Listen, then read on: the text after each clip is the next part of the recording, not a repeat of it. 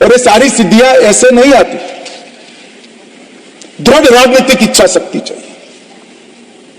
Vote bank की चिंता करे बगैर कठोर फैसले लेने का मादा चाहिए और देश की समस्या ही का निवारण ही अपना लक्ष्य है, इस दृष्टि से काम करने की नीति चाहिए। इसके साथ साथ मोदी जी ने आतंकवाद के खिलाफ जीरो टॉलरेंस को धार देने के लिए कानूनी आधार भी बड़ा मजबूत किया। 2 अगस्त 2019 में एनआईए एक्ट में संशोधन कर नए अपराधों को समाये, विदेश में भी जांच का अधिकार मिला, यूएपीए में भी संशोधन कर दिया गया, आतंकवादियों की संपत्ति जब्त करने का हमें अधिकार मिला, व्यक्तियों को भी आतंकवादी घोषित करने का अधिकार मिला, डी रेडिकलाइजेशन के प्रयासों को भी कानूनी ताकत देने का काम हुआ। मैक को रिवैम्प किया गया। मैक के अंदर साइबर सुरक्षा, narco terrorism, gun running, organise crime और उभरते हुए कट्टरवादी हॉटस्पॉट मैक के रिपोर्टिंग का हिस्सा बनाए गए। नेशनल मेमोरी बैंक बनाया गया और नए जो संशोधन करे, मुझे बराबर याद है कि दिग्विजय जी कहते थे इसका दुरुपयोग हमारे सामने होगा। दिग्विजय जी आपके सामने नहीं हुआ। जब मैं एनआईए का संशोधन लेकर आया तब मुझे बराबर याद है दिग्विजय सिंह की इसका दुरुपयोग होगा, आपके सामने नहीं हुआ। हमने 57 आतंकवादियों को आतंकवादी घोषित किया, जिसने देश की सर्वोच्च अदालत में मान्य 23 संगठनों को माना। हमने अनलॉफुल एसोसिएशन घोषित की और मैं आज गर्व के साथ कह रहा हूं 19 से 24 के बीच में हुर्रियत के सबसे सीरियस टाइप के 14 ऑर्गेनाइजेशन आज 14 के 14 बैन कर दिए गए। माननीय हुर्रियत का अस्तित्व इस हुर्रियत के साथ एक जमाने में बातचीत करते थे, पाकिस्तान के बातचीत करने के लिए मीडिएटर बनाया था, आतंकवादी संगठनों से बातचीत करने के लिए। वो हुर्रियत को हमने समाप्त कर दिया, जमीन के अंदर काटने।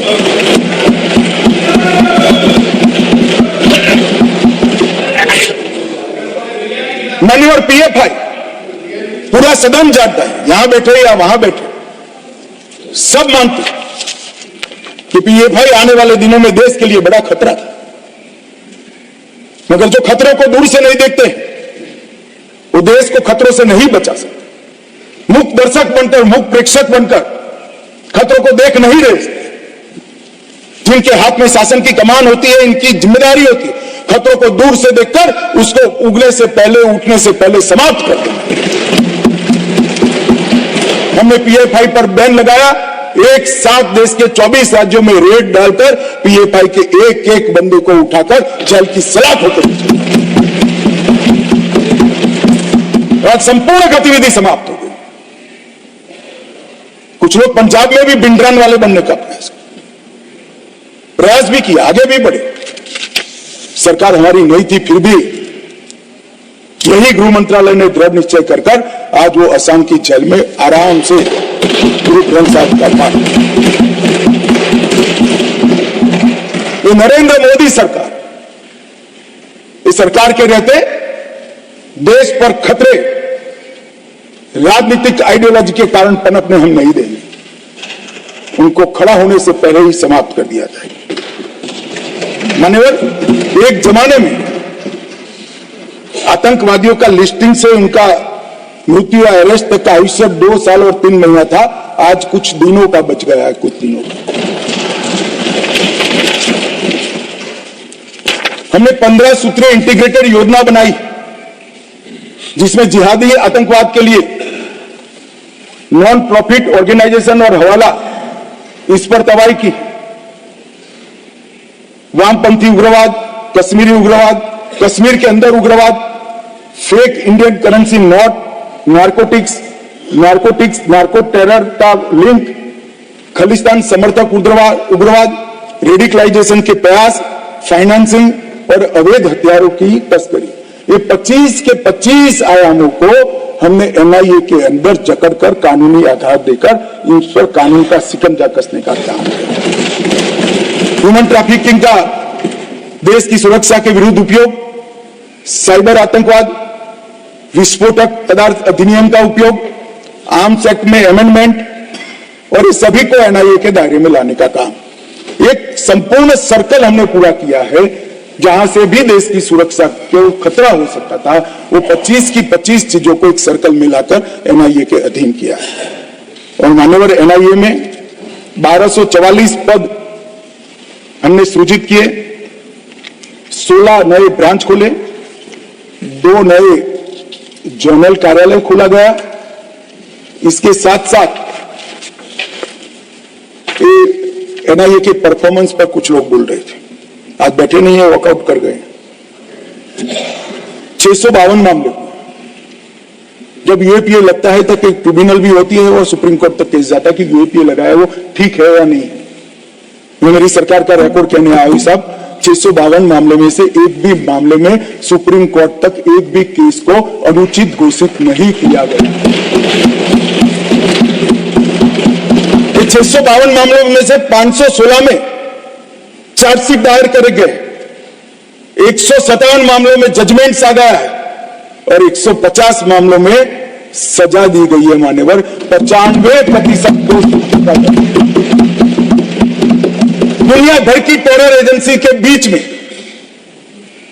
एनआईए का दोष सिद्धि का दर, मैं गर्व से इस सदन को कहना चाहता हूं, सबसे ऊंचा है, सबसे हाईएस्ट। हमने एनआईए को डीआरडीओ के साथ समझौता कराकर केमिकल, न्यूक्लियर, बायोलॉजिकल, टेररिज्म के मामले के लिए भी तैयारी शुरू की है। एनआईए के अधिकारियों को अंतर्राष्ट्रीय एक्सपोजर देने के लिए एग्रीमेंट भी किए हैं और एनआईए और सेंट्रल फोरेंसिक साइंस लेबोरेटरी के साथ एक अनुबंध कर सीएसएफएल में टेररिज्म के खिलाफ भी एक नया वर्टिकल हमने शुरू करने का काम किया है। मान्यवर, हमने इसके साथ साथ मैक को भी सुदृढ़ किया है। मैक में मोदी जी की सरकार आने के बाद काउंटर टेररिज्म की एक अलग व्यवस्था की गई। 72,000 रिपोर्ट उसमें जनरेट हुए हैं और मैंने भी समीक्षा की है मान्यवर, और ये जानकारी को गोपनीय रखने के लिए इसको एक बहुत अच्छे कम्युनिकेशन चैनल से जिले तक, पुलिस स्टेशन तक पहुंचाने की सुरक्षा भी, व्यवस्था भी इस 10 साल के अंदर ही मान्यवर खड़ी हुई। और नेट ग्रिड के माध्यम से कई सारे आरोपियों को पकड़ने के लिए 35 से ज्यादा डेटा को एक ही जगह पे एकत्रित कर ये लड़ाई को हमने और पुख्ता किया है। मानव, कुछ सदस्यों ने ड्रग के लिए अपनी चिंता व्यक्त की। मैं भी मानता हूं ये बहुत गंभीर समस्या है, मगर इस सदन को और सदन को माध्यम से देश को मैं बताना चाहता हूं, मानवर, आपके माध्यम से मैं इस सदन को और सदन के माध्यम से देश को बताना चाहता हूं कि लड़ाई अकेली सरकार नहीं लड़ सकती। ये लड़ाई लड़ने के लिए हमने ढेर सारे प्रयास किए। मैं परिणाम भी बताता हूं, प्रयास भी बताता हूं, मगर दुख होता है कुछ सदस्य आंकड़ों को विकृत तरीके से यहां वर्णित करते हैं। मैं इस बात पर खैर बाद में आता हूं। हमने एक त्रिकोणीय एक्शन प्लान बनाया है। ड्रग की सप्लाई चेन पर रूथलेस अप्रोच के साथ हमला करना,